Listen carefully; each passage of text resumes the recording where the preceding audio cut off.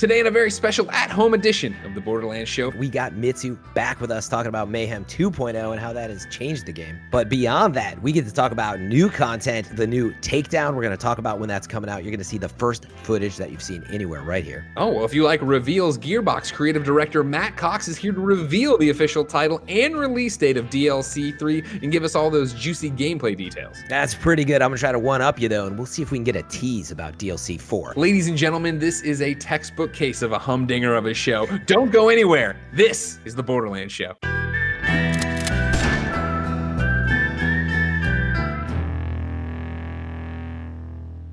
That's right, everybody. It's a brand new episode. So remember, of course, you need to go subscribe, twitch.tv/Borderlands, youtube.com/Borderlands game. And the show doesn't happen without you. So get your questions and comments in at kindafunny.com/Borderlands. All right, guys, it's time to talk about what we've been playing in Borderlands 3. And I think, obviously, the lead story is Revenge of the Cartels. It's still going on. June 4th, however, is when it ends. That's coming up soon. That's going to be an important date. But I'll talk about that in a second, because the other part of this whole thing of what we've been playing since the last Borderlands show is also Mayhem 2.0 has dropped. Old Mayhem is gone, and now in menu, you don't have to go back to Sanctuary. You literally just apply your new level. It'll reload the latest checkpoint. That alone I love. I love to be able to, in real time, pretty much, be able to adjust the level that I'm playing at. It feels in a great place, and I love the modifiers. No more bullet reflection. Thank God. There have been some issues with Mayhem 2.0, and that's why Gearbox sent along this message. Hey everyone, it's Graham with the Borderlands 3 live team. Before we talk about Mayhem, I first want to say thank you to our entire community for all of the help and all the feedback you've given us these last few weeks as you've started to experiment with Mayhem. So thank you so much for all of your help. So in case you missed it, last week on Borderlands.com, we posted a blog that went over some of the changes that we'd like to make with Mayhem.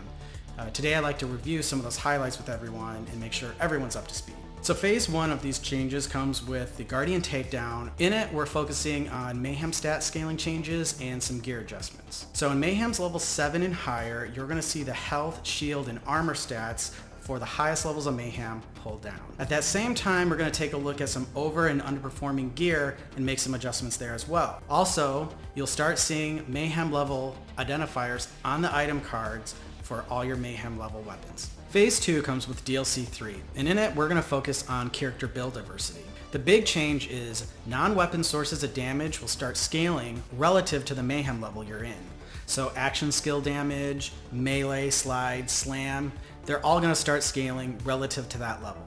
Also, grenade mods will start dropping as Mayhem gear, just like Mayhem weapons. And finally, all sources of loot in the game will start dropping Mayhem level gear. So those are just a few of the changes that we've got in store. If you want more information, head to Borderlands.com and read the rest of the post. And again, thank you so much for your feedback and keep it coming. Okay, so that's what we've been playing at home, guys, but we actually just got our first look at the new Takedown. Are you ready to talk about it? Absolutely. Oh, yeah. The next Takedown is officially Takedown at the Guardian Breach. We've all been playing it. Mitsu, I'm going straight to you. So it's nice to see that they are not resting on their laurels. This is completely different from what we experienced in Maliwan Takedown in the best ways possible, because the Guardians have been lying dormant for a long time. I want to see why they have suddenly burst forth onto the scene. Well, like you're talking about, this is still Borderlands, but it's taking it in a different direction. It's adding something new. It's also giving us this mystery of what's happening. It's free content as well, right? And it comes out June 4th. Did we say that yet? We didn't yet. You just announced the release date, Graham. June 4th, everybody. That is the real release date for Takedown at the Guardian Breach. Again, it coincides with the end of Revenge of the Cartels. It's a real release date. June 4th. Jump the gun on that one. A little excited. But no, it's the Borderlands show. We're hanging out. We're having fun. And it is fierce. And I was just going to say, remember that takedowns are really more intended to be, ideally, I think, co-op, right? Man, it's tough, but it's cool that they're doing things like, you have puzzles now where people will have to split off and take care of one thing while you're doing other stuff. And it's a takedown. There's an invincible at the end. One of the things I loved in Borderlands 2 was killing invincibles. So, of course, I'm going to be out there and doing it. And I think a lot of players will as well. Well, ladies and gentlemen, you can find out for yourself what you think of Takedown at the Guardian Breach on June 4th. Again, the same day Revenge of the Cartels ends, you can get in there and get into the new Takedown. Let folks know what you want. You can be sad about one, happy about the other. Are you excited about DLC 3? I am. What do I know about DLC 3? Literally next to nothing. I have to keep calling it DLC 3, which I really don't like. So, ladies and gentlemen, without further ado, from Borderlands 3. He is the game director on DLC 3. It's Matt Cox. Hey, everybody. Yay.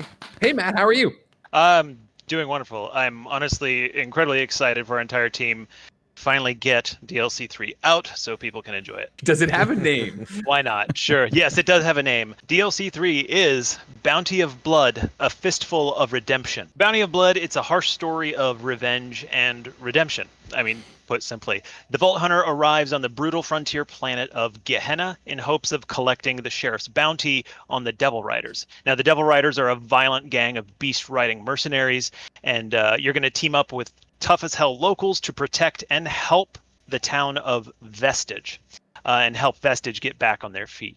And then you take the fight straight to the Devil Riders using new gameplay objects that we have in the DLC and the added Jet Beast vehicle in a gritty tale told by an unseen narrator. I'm hearing for sure, right? New planet and new town and new enemies. Yeah, we wanted to try several new things for a DLC. Like DLCs are a perfect place for us to kind of push things in different directions and small different directions for the Borderlands universe. So we definitely have a good handful of that for this DLC. I like that you guys are finally like straying away a little bit from the beaten path. Yeah, one of the things that excites me the most is being able to introduce a completely new cast of characters to the Borderlands universe. So outside of the BO3 Vault Hunters themselves, Bounty of Blood has an entirely new cast of characters. So again, we really wanted to try something new, and these characters are all toughened up by having to survive on this brutal frontier planet. The one thing you talked about at the top that we haven't gotten back to that I want to know more about is how does this narrator work? The narrator is not the same as the person I assume singing about me changing everything. The narrator is essentially a new character.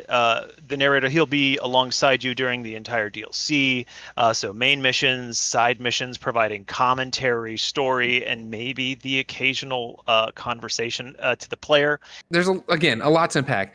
I'm insulted Fran and Mitsu that he talks about jet beasts, and Fran's like, new planet. That's cool. Tell me about a jet beast. There. Every Western needs its horse. For the Vault Hunter, it's a jet beast, which is half jet bike and half creature that can rain serious destruction on the frontier with a dual machine gun, or you can get a mortar weapon, but it really adds a fresh, different dynamic to being on a mount, like combat on a mount. Talk to me a little bit more specifically about the new characters that are going to be in Bounty of Blood.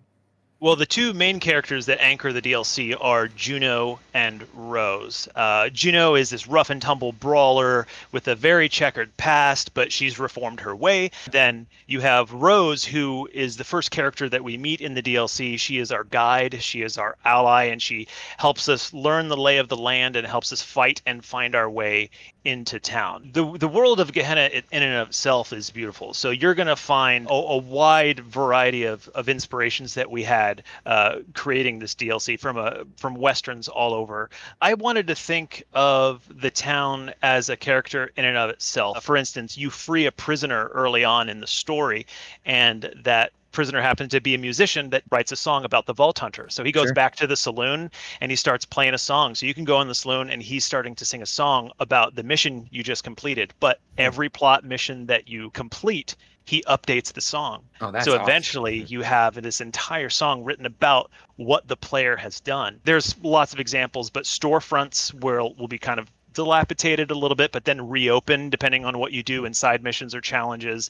NPCs that come back to town, their roles will change depending on choices that you made, like a choice that you made in a side mission. By the end of the DLC, you feel like that you're the hero, that you made the change. And then the final thing that you mentioned earlier that we haven't gotten back to is these interactive objects. Oh, yeah. What is that all about? And I'm assuming that's more world building, like you're saying, it's a different kind of environment. We love the combat loop of Borderlands, but we also wanted to create new gameplay objects that you find in the world that you unlock by doing certain missions. So we have something called a traitor weed, which turns enemies to your side for a certain amount of time. Eventually, you'll find a core exploder. Core exploder shotguns out like high damage shrapnel when you melee it. And then there's a breezer that when you step on it, it's a plant that soars you into the air. And we even have something called a telezapper that is essentially a teleporter. So we wanted to toss these new gameplay objects into the Borderlands mix, and maybe you can find some secrets with a combination of these objects. But we definitely have new enemies as well. Yeah, we have Devil Riders using gyrocopters. They're called Vultures, so it's a new flying enemy. We have an incredibly weird creature called a Bellic that you'll come across that's brand new to to Borderlands, as well as of course the Devil Riders riding the experimented on Saurians as well, Dino Riders, if you will. Matt, most important question. Yeah. When does Bounty of Blood come out? Bounty of Blood will be out on June 25th. Oh, yes. Right around the corner, Fran. Yeah, very soon. I know you just talked about Bounty of Blood. You just revealed DLC 3. I still got to know, what about DLC 4? What have you done for me lately? All right, sure, this one's coming June, not that far, a whole bunch of content. What about beyond that? I can't tell you any specifics about DLC 4 right now, but I know we did bring an image, so we can show everybody this image. Oh, look at this. Ooh. Got a Psycho, got some blue, you got some pink going on, a car. Colors. We promise colors. You promise colors. That's as much as we're going to get out of you? That's you're saying there's colors in this. There will be gameplay and audio and visuals. Thanks for watching the Borderlands show, everybody. Hit us up with your questions at kindafunny.com/Borderlands to be part of the show. Make sure you're following Borderlands on all of the old social medias there. Of course, follow them on twitch.tv/Borderlands to watch the shows we do it live. Subscribe to youtube.com/Borderlands game to catch it later on demand. There's now an audio podcast feed, so you can go to your favorite audio podcast service, subscribe to the Borderlands feed. You can get them all there. You'll be all about it. Fran, you'll just get every Borderlands show ever. Doesn't that sound nice? We'll see you everywhere all the time and later this summer. Ladies and gentlemen, until next time, Vault Hunters, like, follow, and obey.